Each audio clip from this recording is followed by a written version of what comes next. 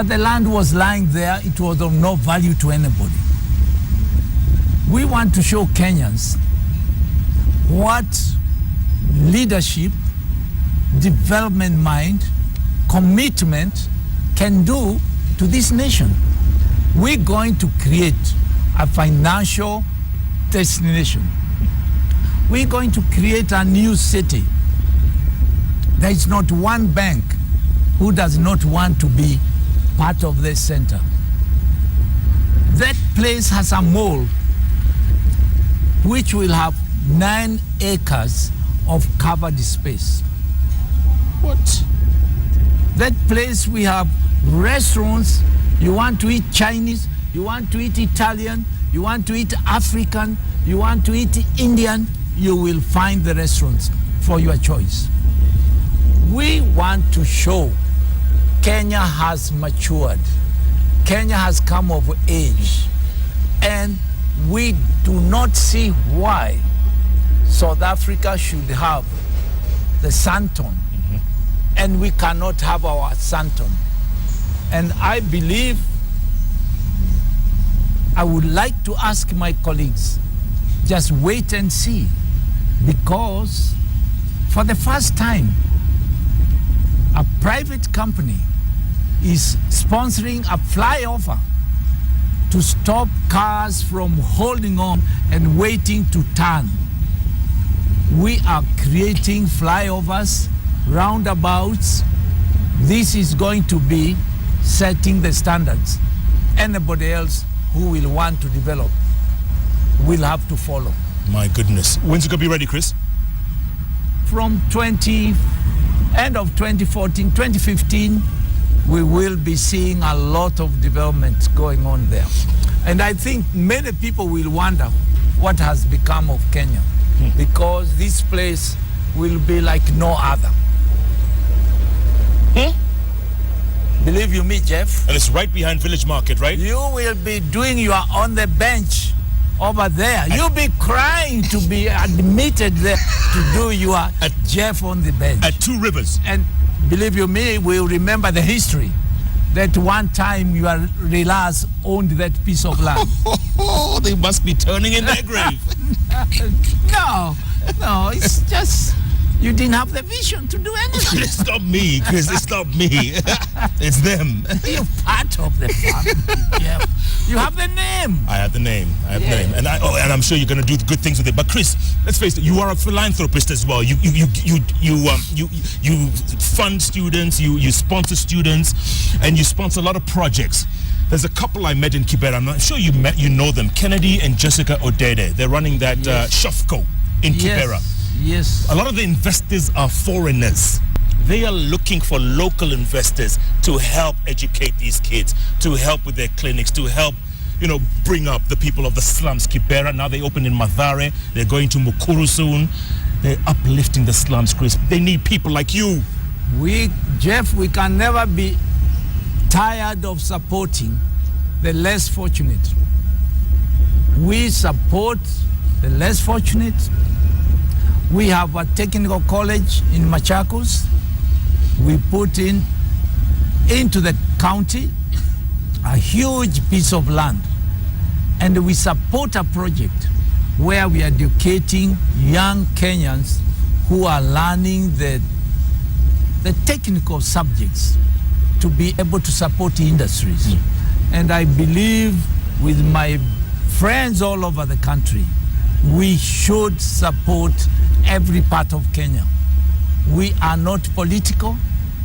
We look at every Kenyan as a customer, as a friend, as a person with a right to do their best. And therefore, when I see politicians misusing young people just to shout, to cause chaos on their behalf, and they don't think what these people will eat tomorrow, I feel very sad. And I can tell you one thing, Jeff. These kind of guys should lose next election. And if I have to go out and shout on the top of the mountain, I'll make sure that no good politicians lose their seats in this country. Why should you care, Chris? You're a billionaire. You're settled. You don't need anything else. Why should you care? Jeff, I need to make more billions, and I can't make more billions if Kenyans are poor. I need Kenyans to make more money. Yes. For me to make more money. How much have you made, Chris? I don't know. You don't know your wealth? No, I don't waste my time counting what I own. What I own is history. My vision is, what can I do with my energy, with my brain, with opportunities created by good government we have today. This is the most important thing today, that we need to create jobs. Jeff, I came from nowhere. Yeah, humble beginnings, Chris. And I employ hundreds of Kenyans. My Kenyans are from every community. I have Somalis, I have Luos, I have Kambas, I have Kikuyus, I have Chagas, I have any tribe in there. I don't care who they are. And when I want to feel proud, I even hire some white skin. Chris, another one of my relas. Yeah. His name is Luigi. Oh my. He's word. married to my cousin Shiko, right? Yeah. Luigi says, this development Chris Kirubi is talking about sounds disastrous. Environmental impact assessment, question mark? Let's talk about Two Rivers. You know, that is a leader of doom. He doesn't understand what he's talking about. He needs to come to me. He needs to go to the director of environment. There is nothing we are not doing that will add value to Kenyans. This place is going to employ more than 20,000 Kenyans. Can he employ those people? Does he know what they eat? If you look at the next neighborhood, what do you call that village? The village market. No. Ruaka, yes. Ruaka, Gachie. We have made millionaires from old guys who own pieces of land. Yep. Why? We have added value. We have brought development in their area. And this guy is talking bullshit. Did you just say that word on TV, Chris? I don't know. I'm apologizing. Someone called Savvy says Kenya needs about 1 million Kirubis. I think we need 2 million. Correction, 2 million. Chris. Someone saying, how much do you own? Chris says, I don't know. What I own is past. I need to make more billions. That's right. That's what you just said. You know, Jeff, I'm an ambassador for the youth. I feel it when the youth work very hard in universities, in colleges, and they finish their studies and they don't know what to do next. And their education, their parents' investment in them is wasted. We really need, as Kenyans, to make sure that this country, the youth, take priority. And I'm very happy that President Uhuru Kenyatta is on the same mind, is totally committed to the youth of this nation. I saw it today. I believe in it. And believe you me, what we need are some laws. I need to talk to some of these parliamentarians who spend their time talking about their income, their salaries, their what allowances, to talk about black empowerment. We need to empower Kenyans to grow up with their economic development. John Githanga says, they say that money is addictive. The more you get, the more you want. Is that true with you? If money is addictive, Jeff, I'm very drunk.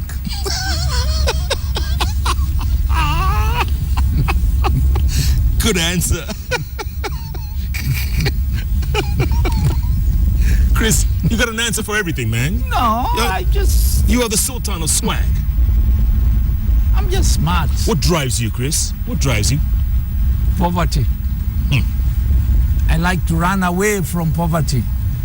I came from poverty, way down there. And I feel it. I know what Kenyans feel. When you sleep on the floor, when you don't know what the next meal you'll have, when you don't know where you find money to go to school, when you don't know where to find pens to go to hospital. Jeff, this is the reality of Kenyans' lives. We need laws that make sure that all the wealth of this nation is equally shared with Kenyan people. Yeah, but when people like you are billionaires, Chris, how are you going to share that? You're a billionaire. I am not the right role model. I woke up while others were still sleeping. But does not mean they should continue to sleep. And does not mean we should steal their wealth while they are sleeping. Those guys who are shouting against the president's event yesterday, Yeah. I sympathize with them. I feel it for them because they know no better. They are being confused by somebody. Maybe somebody fed them with drugs. Maybe gave them some 5 bob, 10 bob. And there they were shouting. They could have been shot by police. If our president was a dictator, he could have set his police to deal with them. Yeah. But he didn't. He tried to talk to them. They shouted. Let me tell you, shame on those politicians who have no morals, but who go to America, who go to Europe and collect money in bags just for themselves. And they don't care one hoot about the poor Kenyans. Look at the coast. 3/4 of the hotels have no people. Yeah, they're empty. They're empty. The hotel owners have to send people home. I have not seen a member of the opposition going to donate food to those guys who have lost their jobs. I met the governor one day. I said, "Governor, what are your people eating?" He looked at me, he laughed. But he was coming from a 5-star hotel. What about these people? But these poor people are so confused. We need to save Kenyans. And I really would like to ask my president, please rescue Kenyans. While fellows are saying, oh, quack, I don't know what, some bullshit or quack Kenya. That word again. President Uhuru Kenyatta, please help to save the Kenyans who are blind, who don't know what they are doing. I still remember my Bible when Jesus said, please, Father, forgive those who are touching me because they don't know anything better. I think that was a moral standard that we should all follow, because people are taking advantage of poor Kenyans, destroying their lives, not creating jobs, and making them a fodder of poverty. We need to really criminalize some of these issues. Yeah.